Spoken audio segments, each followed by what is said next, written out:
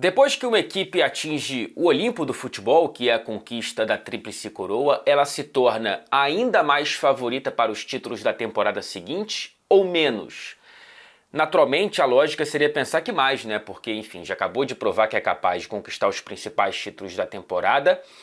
Por que pensar que essa capacidade cairia para a temporada seguinte? Bom, a dúvida ela reside no tamanho da fome desses mesmos jogadores para a renovação desses títulos, né? Para tentar mais uma vez, semana após semana, jogo após jogo, você está ali tentando entregar o seu melhor, né? Tem vários relatos do Manchester United depois da conquista da Tríplice Coroa em 99, de alguns jogadores se sentindo pouco afim, né, de brigar por tudo de novo na temporada seguinte. Eu acho que no caso do Manchester City, até porque o futebol, enfim, se tornou ainda mais profissional de lá para cá, tem muito tempo que passou de 99 para cá, e no caso desse Manchester City o caso é diferente, porque esses jogadores já provaram, né, uma grande parte deles, que essa fome ela sim renova-se.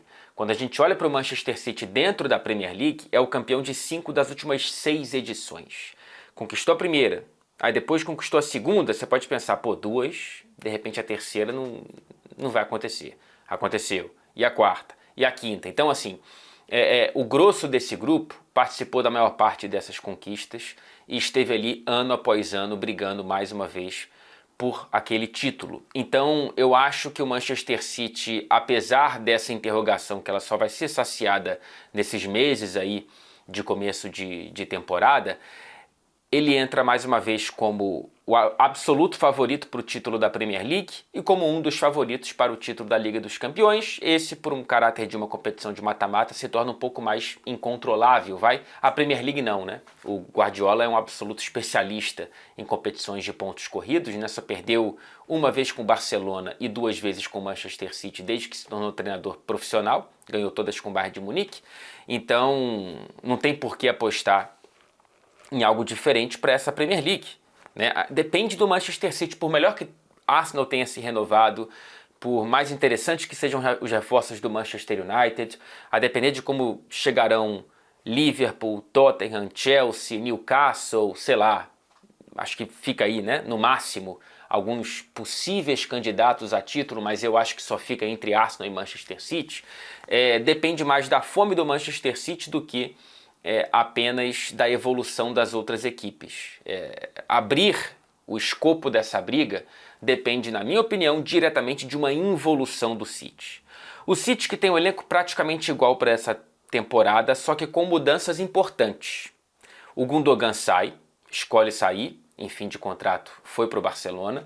O City age rapidamente e traz uma negociação que para mim é interessante, por 30 milhões de libras, o Kovacic, um jogador que fisicamente bem entrega algo interessante para aquela região do campo. Não é um Gundogan, mas é um jogador bom. Perde Riyad Mahrez, ainda não trouxe ninguém. É importante trazer. É importante repor e o City vai repor. Não sei com qual nível de jogador, se vai trazer uma jovem promessa barata, uma jovem promessa cara, alguém mais estabelecido. Me parece que é a segunda opção. O City está olhando muito para o Olise, jogador do Crystal Palace, me parece interessante. O problema é que ele se machucou na pré-temporada e vai perder o começo da temporada inglesa, então não sei se vale a pena apostar num cara desse. De qualquer forma, olhando pro plano maior, não só pro curto prazo, é um nome interessante. Vamos ver quem é que o Manchester City vai trazer para o Mahrez, que foi para o futebol da Arábia Saudita. Na zaga trouxe o Gvardiol. E, enfim, por mais que pareça um exagero, né, você pagar tanto, cerca de 80 milhões de libras, o valor próximo ao do Harry Maguire, que é o zagueiro mais caro da história do futebol, o Gvardiol ele chega para uma linha defensiva que foi estabelecida pelo Guardiola no andar da última temporada como uma linha de 4 zagueiros, né? Às vezes com o Walker entrando ali na lateral direita, mas certamente 2 zagueiros na zaga e um zagueiro na lateral esquerda.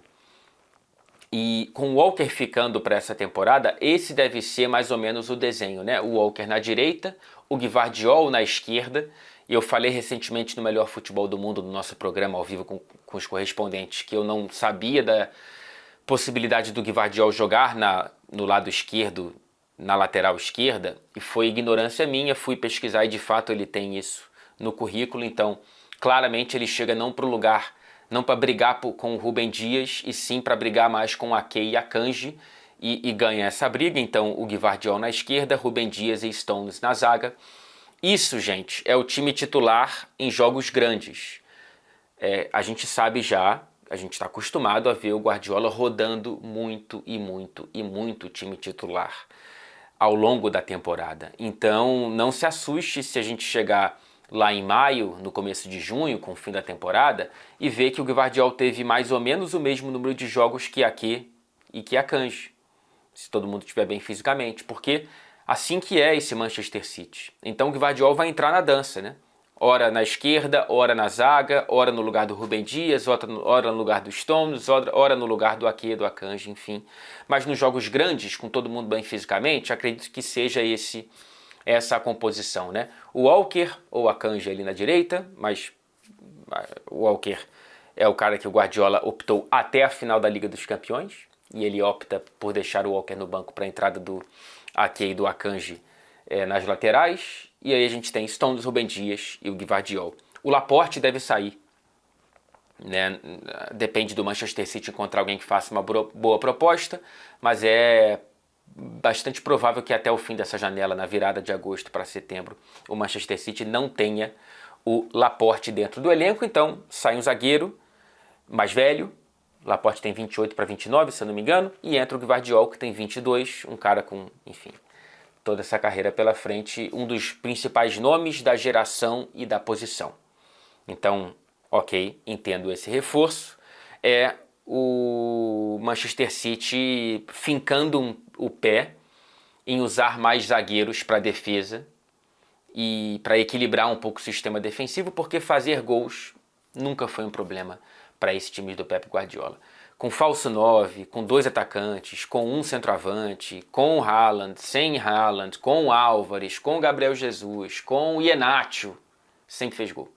Então não é um problema. Jogadores para o setor ofensivo, com exceção dessa reposição aí para o Mahrez, não são necessários. Inclusive acho que o principal golaço dessa janela de transferências do Manchester City, o que não aconteceu até a gravação desse vídeo, mas pode acontecer em breve, é a renovação do contrato de Bernardo Silva. Esse sim, um jogador extremamente fora de série.